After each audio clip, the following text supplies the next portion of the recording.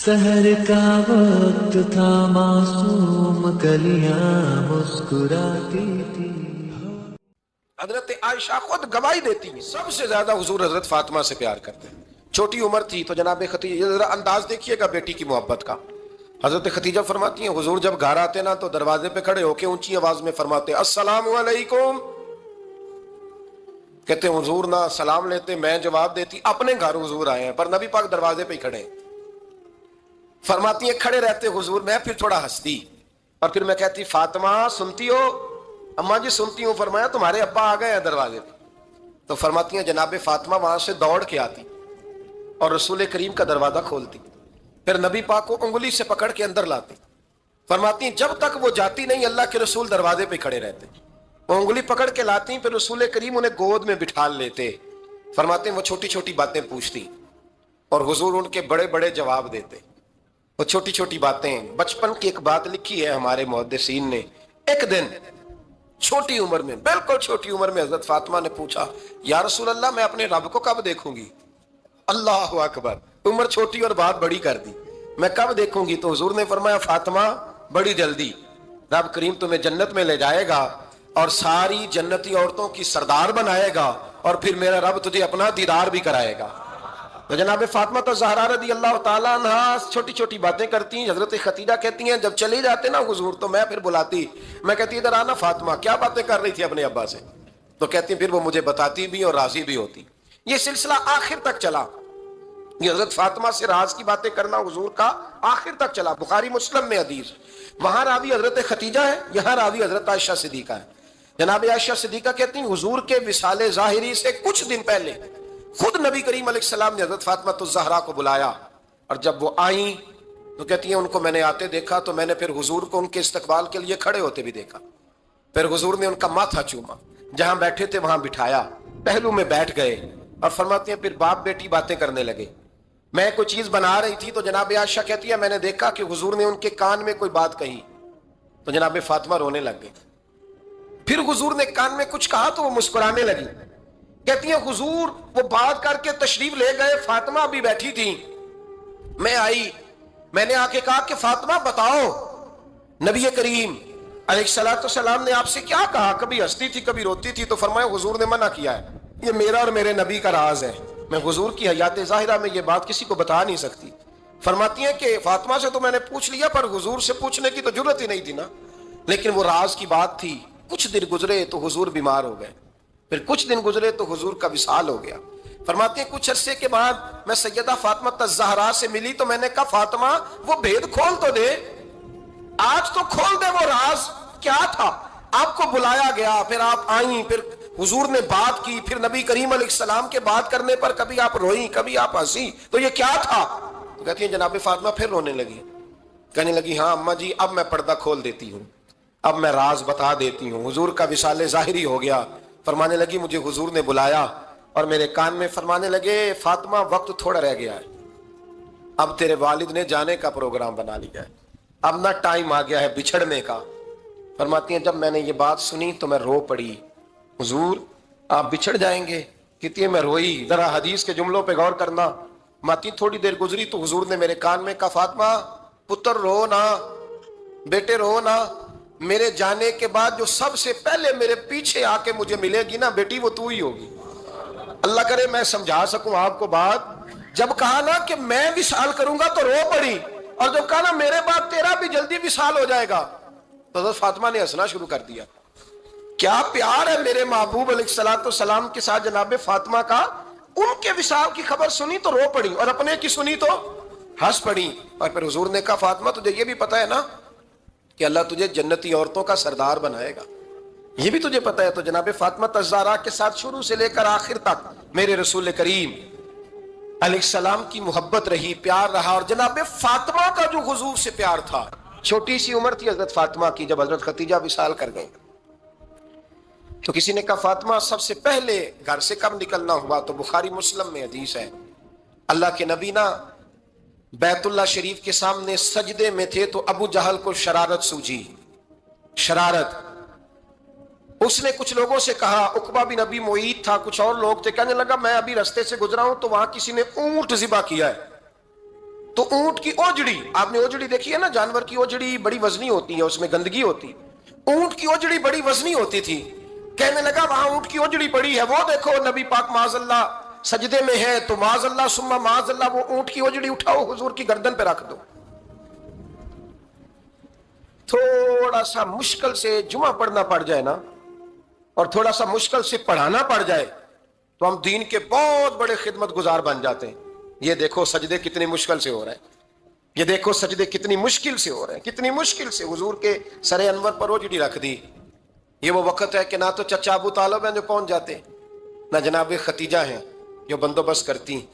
تو کسی نے نہ جناب ختیجہ کے دروازے کے سامنے منہ کر کے کہا کہ محبوب کے گھر والوں حضور کے سر اقدس پر اوجڑی رکھ دی ہے کسی، اور حضور سر اقدس اٹھاتے ہیں تو تکلیف محسوس کرتے ہیں. جناب فاطمہ کہتی پہلا دیہڑا تھا جب میں چہرے پہ کپڑا ڈال کے نہ تو اپنے بابا کے لیے نکلی.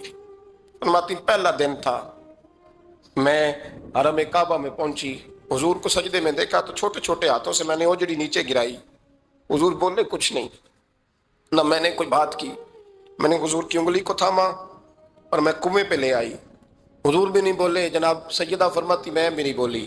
حضور بیٹھ گئے اور میں کنویں سے پانی نکالنے لگی. میں حضور کی زلفیں دھوتی جاتی اور حضور روتے جاتے، زلفیں دھوتی جاتی اور حضور روتے جاتے. پھر حضرت فاطمہ نے جب حضور کی زلفیں دھو لیں تو ہاتھ اٹھائے، کہا اللہ جنہوں نے میرے بابا کو تکلیف دی ہے نا ان کو برباد کر دے. میں رات روایت پڑھ رہا تھا مشکات سے تو میں حیران ہو رہا تھا کہ یہ عجیب منظر ہے، یہ عجیب منظر ہے کہ جب طائف والے پتھر مارے اور نبی کریم علیہ السلام سے حضرت زید بن حارثہ کہ حضور دعا کریں گے تباہ ہو جائے، تو نبی پاک کہ نہیں زید میں نے نہیں ان کے لیے تباہی کی دعا کرنی، یہ نہیں ٹھیک ہوتے تو ہو سکتا ہے ان کی نسلیں ٹھیک ہو جائیں. اور جب احد میں وہ لوگ پتھر مار کے دانت شہید کر دیں، حضرت ابوبکر صدیق جیسی ٹھنڈی طبیعت کا آدمی عرض کرے حضور دعا کریں گے تباہ ہو جائے، تو حضور نے فرمایا اللہم اہدی قومی فإنہم لا یعلمون، یا اللہ میری قوم کو ہدایت دے، یہ جانتے نہیں یہ کیا کر رہے ہیں. حضور نے کبھی بھی کسی کے لیے دعائے ضرر نہ فرمائی.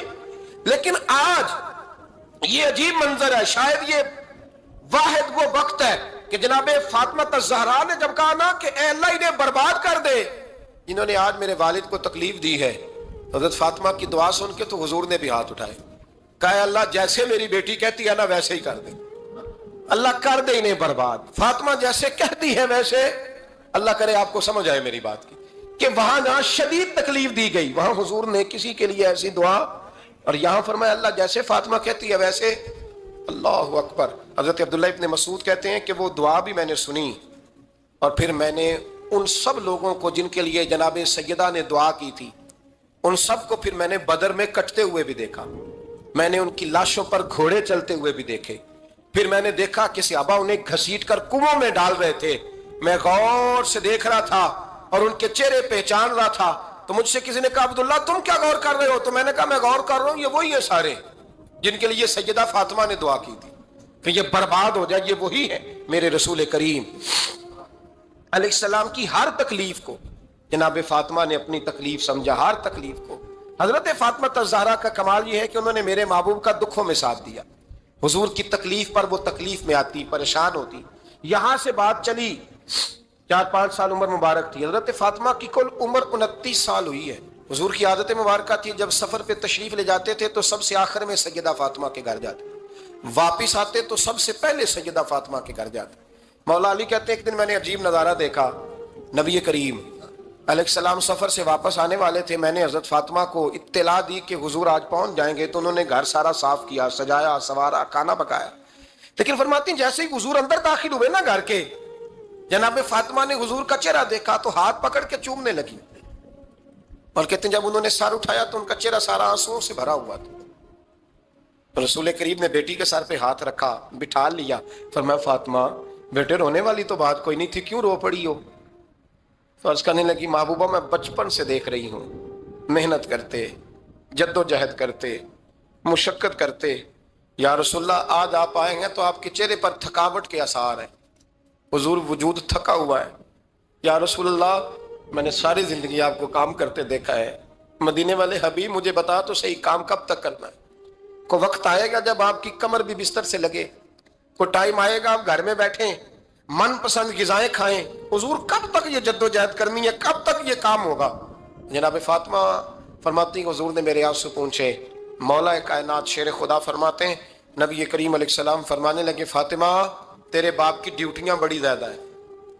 जब तक दुनिया के आखिरी कोने तक दीन नहीं पहुंच जाता और जब तक ईंटें और पत्थर भी मेरे दीन का पैगाम सुन नहीं लेते, उतनी देर तक तेरा बाप जद्दोजहद करता ही रहेगा। तो जनाब फातिमा ने वो सारे रंग देखे रसूल करीम अलैहिस्सलाम की हयात मुबारका के। फिर ये सारी कैफियत जब देखी ना कि हुजूर इतनी मेहनत करते हैं, तो फिर जनाब फातिमा को मेरे नबी की उम्मत से प्यार बड़ा हो गया सल्लल्लाहु। समझिएगा इस बात को, उम्मत मुस्लिमा से हजरत फातिमा को बड़ा। इमाम हसन कहते हैं मेरी अम्मा सारे काम करती थी घर के, मेरे रसूल की शहजादी को छाले पड़ जाते। कच्चा मकान जनाब फातिमा जनाब फिजाब की लौंडी थी, उनसे मिट्टी मंगाती और घर में लेपा पोती करती, फिर झाड़ू देती। इमाम हसन और हुसैन के दरमियान पूरे साल का फर्क नहीं, 11 महीने का फर्क। दोनों बच्चों को संभालती। जनाब अली की वालदा हजरत फातिमा बिनते असद बूढ़ी थी। जनाब फातिमा वो खोल के नौकरी करती कि हजरत फातिमा बोल पड़ती, हजरत फातिमा बिनते असद बोल पड़ती। कहती बेटे फातिमा मेरा इतना न ख्याल रखा कर, तेरे अपने भी बच्चे हैं। जनाब फातिमा फरमाती आप सिर्फ अली की माँ तो नहीं ना, आप मेरी भी तो माँ है ना। यहाँ बीबियां फलसफा बयान करती हैं, वो कहती हैं जी किस हदीस में आया है सास ससुर की खिदमत फर्ज है। मैंने कहा किसी में भी नहीं आया। हम क्या कह रहे हैं, किसी में भी नहीं आया, लेकिन ये तो आया है ना कि शौहर राजी हो तो अल्लाह राजी रहता है। तो अगर शौहर माँ बाप की खिदमत से राजी होता है तो करो खिदमत, इसको तो राजी करना है ना, इस पर तो तवज्जो दो। हजरत फातिमा फिर चक्की पीसती। चक्की चक्की ये आसान जुमला नहीं कह जाते, हम सुन लेते हैं आप।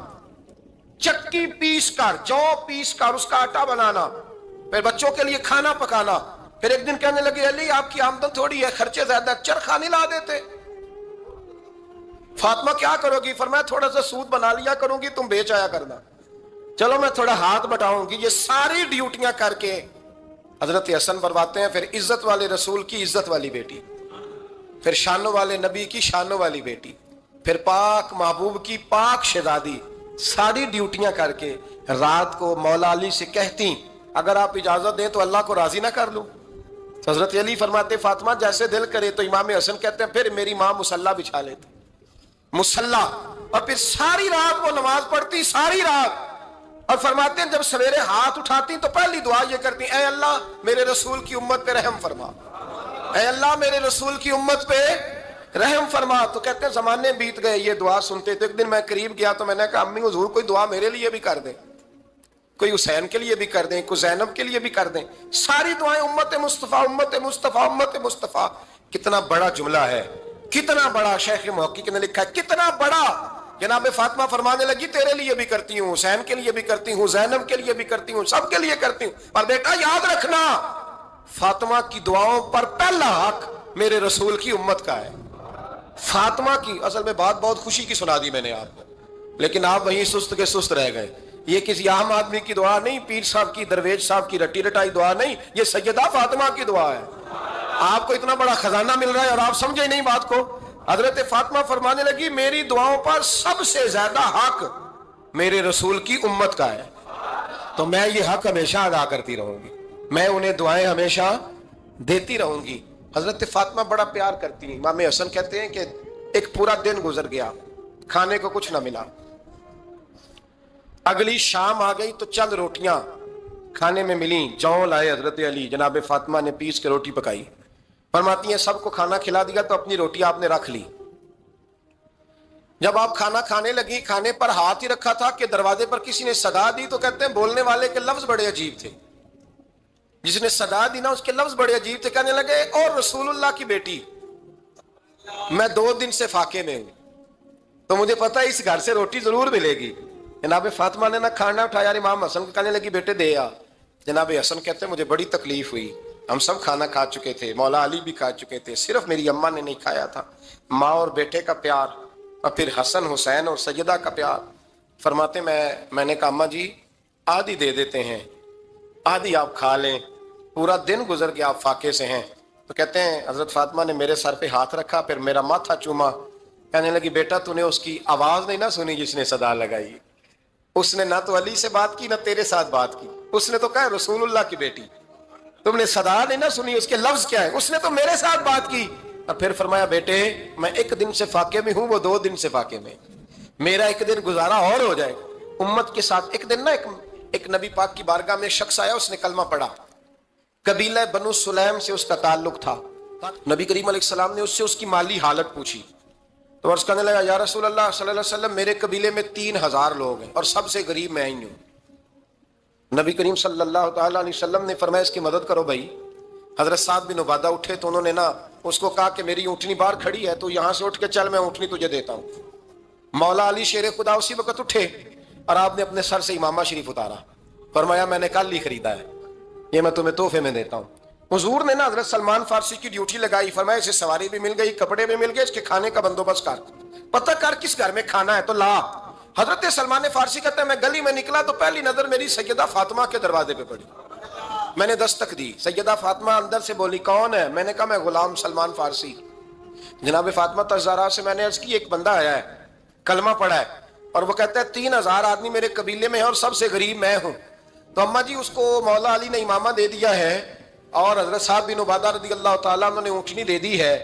اب وہ حضرت فاطمہ فرما سکتی تھی کہ جب شیر خدا نے دے دیا ہے تو ہمارا تو حصہ پڑ گیا، تو فرمانے لگی بھائی میرے ساتھ کیا مطالبہ ہے بتاؤ جلدی کرو۔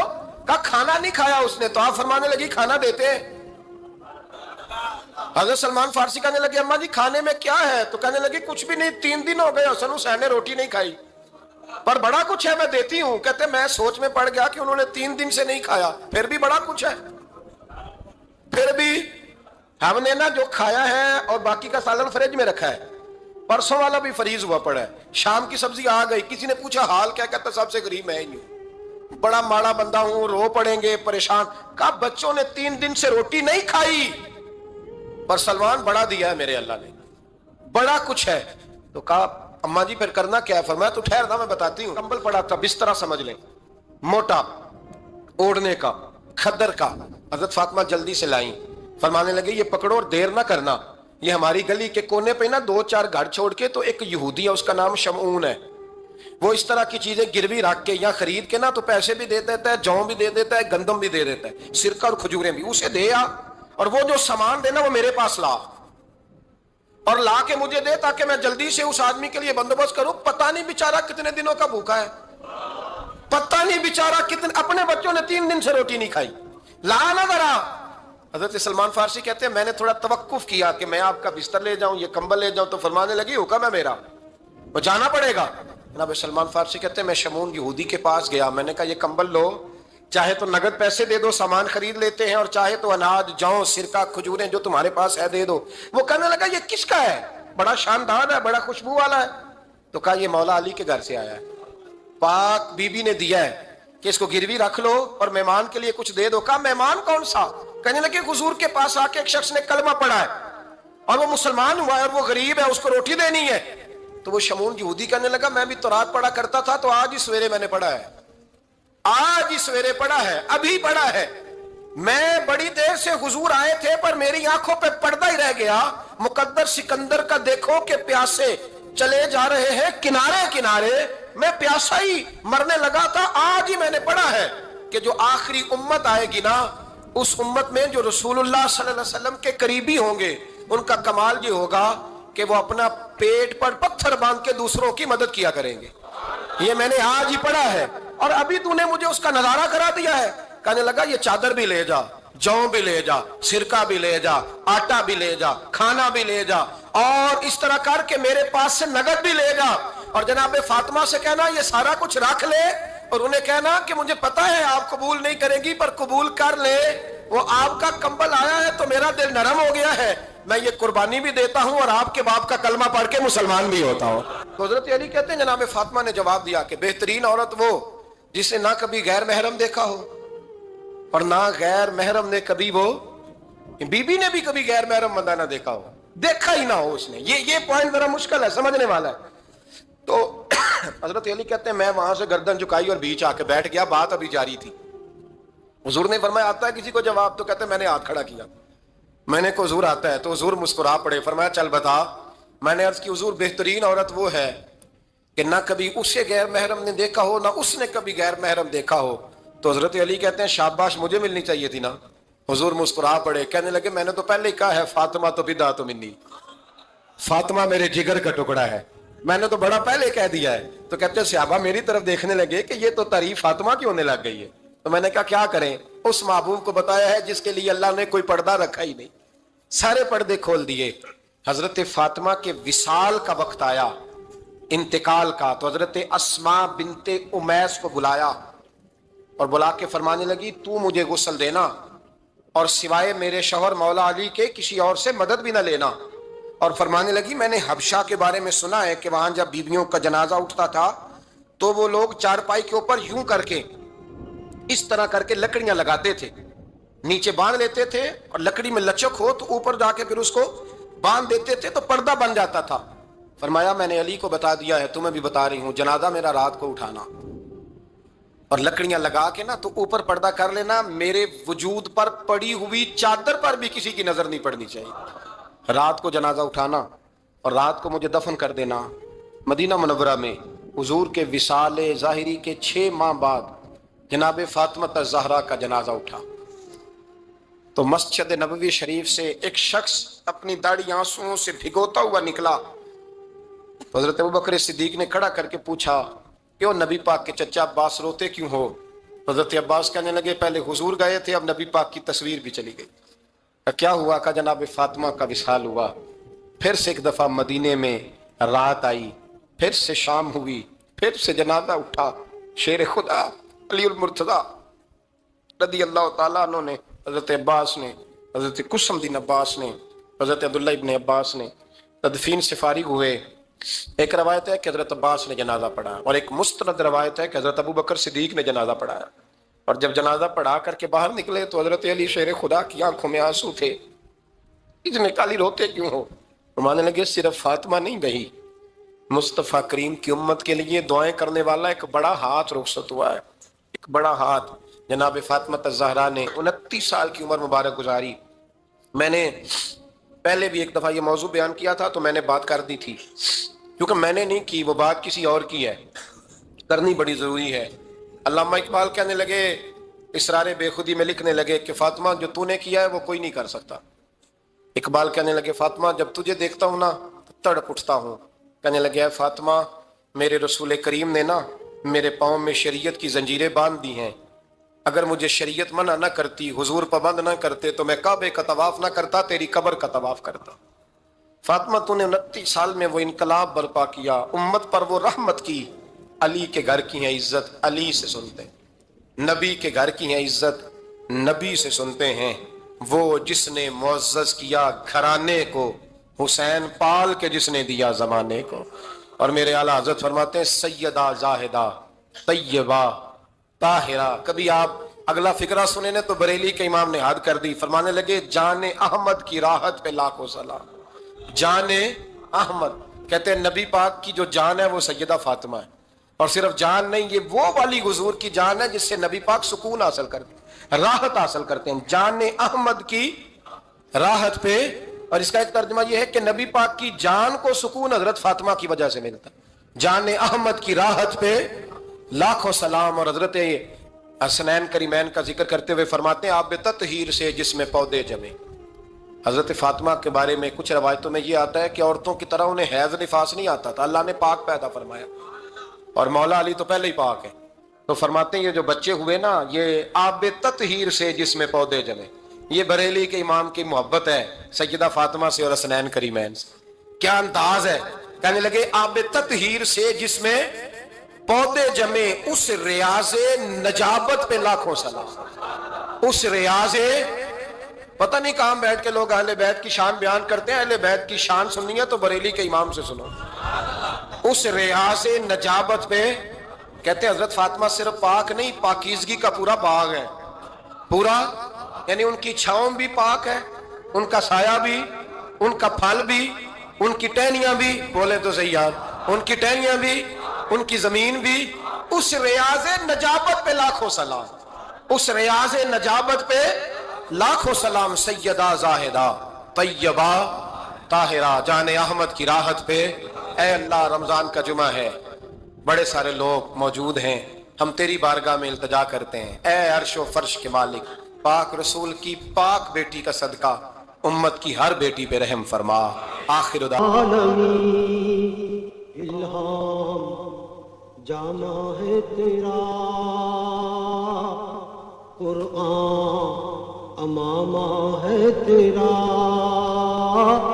منبر تیرا عرش بری، یا رحمت للعالمین، یا رحمت للعالمین.